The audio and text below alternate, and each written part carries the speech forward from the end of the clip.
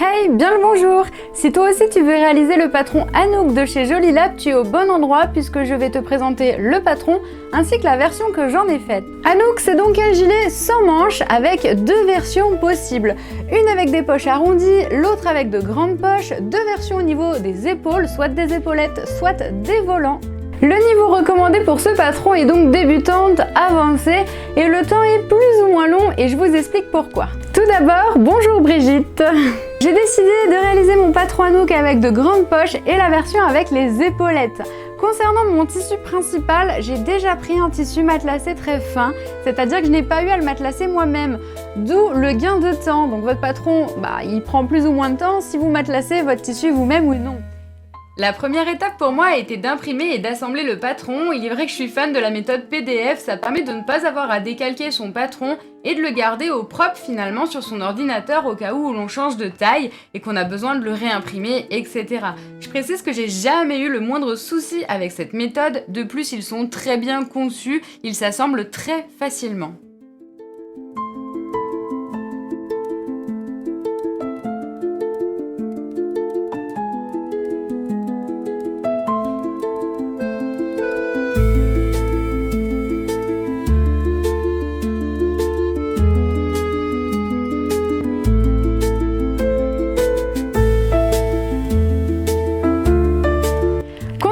Tableau des tailles, je me suis référée au tour de poitrine puisque c'est évidemment l'endroit le plus large qu'il faut prendre en compte. Donc là pour une veste, la poitrine. Pour ma part c'est un 42 et heureusement que j'ai pas pris en compte mon tour de hanche parce que ça aurait été un 44 et la veste aurait été beaucoup trop grande pour moi. Et tant que j'y pense, j'ai rallongé la veste de 5 cm sachant que je fais 1,65 m.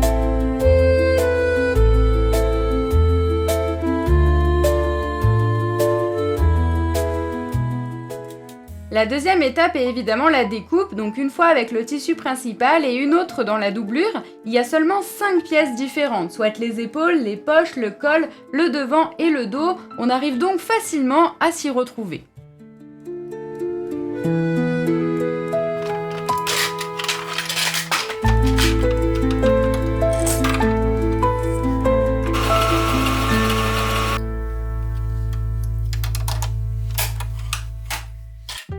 La première étape de couture consiste à doubler les poches et à poser un biais autour de celle-ci.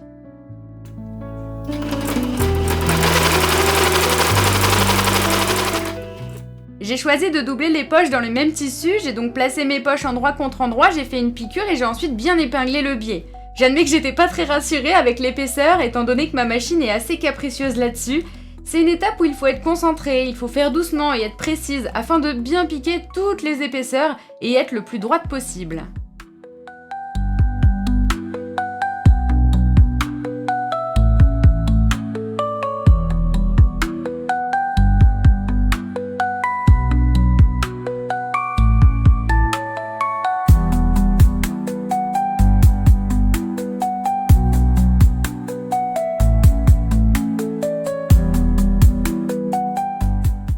La deuxième étape de couture consiste à coudre les poches sur les pièces du devant. Je vous disais juste avant que je n'avais pas confiance aux épaisseurs avec ma machine et finalement j'ai réussi à piquer sans casser d'aiguille.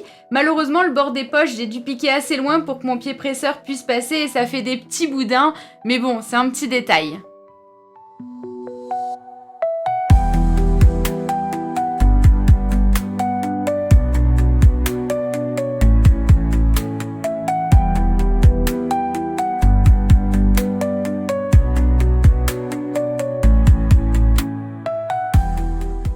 Alors je ne vous ai pas expliqué mais j'ai évidemment cousu les pièces devant et dos ensemble et à présent nous devons former le col et poser une doublure. Concernant le col, il n'y a vraiment rien de compliqué et la doublure vous allez voir, mais on va prendre le col en sandwich et on va avoir une finition parfaite.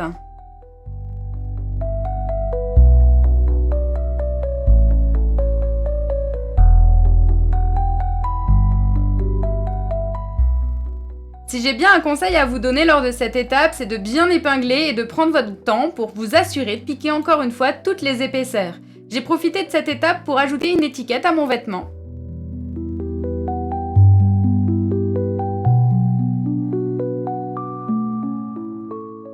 Maintenant que nous avons notre finition parfaite au niveau du col, il nous reste à assembler toute la doublure au vêtement. Sachant que la finition sera au biais, les piqûres seront invisibles, ce qui rend la création de ce gilet très simple et sans prise de tête. Honnêtement, c'est la première fois pour moi qu'une doublure est aussi facile à réaliser. Mais encore une fois, il faut bien épingler.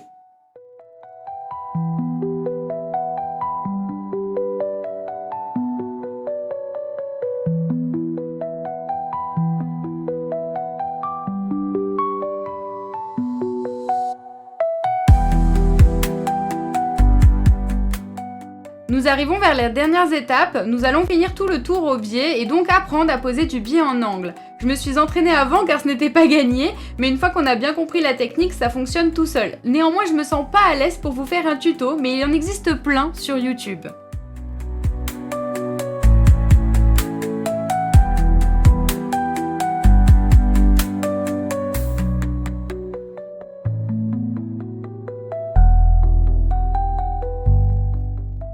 Je suis très fière de ma finition, elle est propre et j'ai réussi à être régulière, les angles sont au top et il ne nous reste qu'une étape, coudre les épaulettes. Rien de très compliqué, encore une fois, il suffit de les glisser sous les emmanchures, ce qui permettra de les solidifier pour avoir un bon maintien.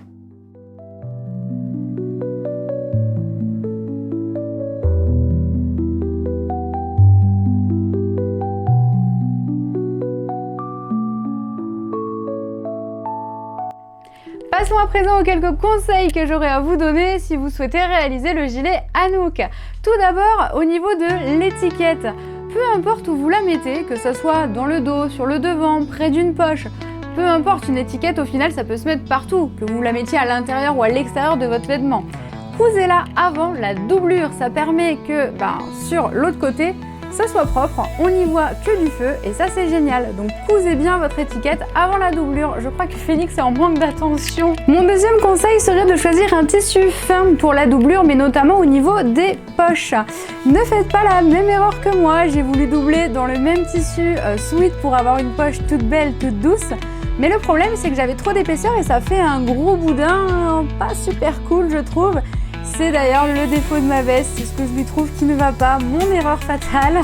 Je suis un petit peu déçue, mais bon, c'est pas grave, on va dire que c'est ce qui fait son charme. Le dernier conseil que j'ai à vous donner, il est plus qu'évident, mais c'est tout simplement de vous entraîner à poser du biais, notamment en arrondi si vous avez choisi les poches arrondies, ou alors dans les angles si vous avez choisi la version avec les grandes poches. Moi je l'ai fait et ça m'a permis de ne pas me louper et pour moi c'est primordial. Vous pouvez pas arriver à la fin de votre réalisation et vous planter sur ce genre de détails, ce serait bien dommage. Donc entraînez-vous. Je suis vraiment fan du gilet Anouk, de ma réalisation, je suis très fière de moi. D'autant plus que c'est un patron agréable, il vous faut quand même moins d'1 mètre de tissu principal et moins d'1 mètre de doublure, donc ça c'est génial. J'ai payé plus cher mon biais que ma doublure, pour vous dire à quel point c'est génial. Et je suis persuadée que vous pouvez le réaliser dans des chutes de tissu. En fait, il offre beaucoup de possibilités, de choix de matière, etc. Donc ça c'est quand même cool. Vous pouvez vraiment le personnaliser comme vous voulez. Moi j'imagine un gilet Anouk avec des franges en bas par exemple, ça pourrait être super sympa et donner un petit côté western. Pour les finitions au biais, clairement, ça vous fait passer un level d'apprendre à faire ça. La doublure, c'est un patron mais tellement simple pour apprendre à poser une doublure. Si vous voulez d'ailleurs apprendre cette technique-là, choisissez le patron Anouk qui sera parfait pour la pose d'une première doublure. Donc ça, c'est génial. Bah écoutez, j'espère que cette vidéo vous aura plu. Merci d'être resté jusqu'ici. Je vous fais plein de gros bisous et puis au mois prochain pour une nouvelle vidéo.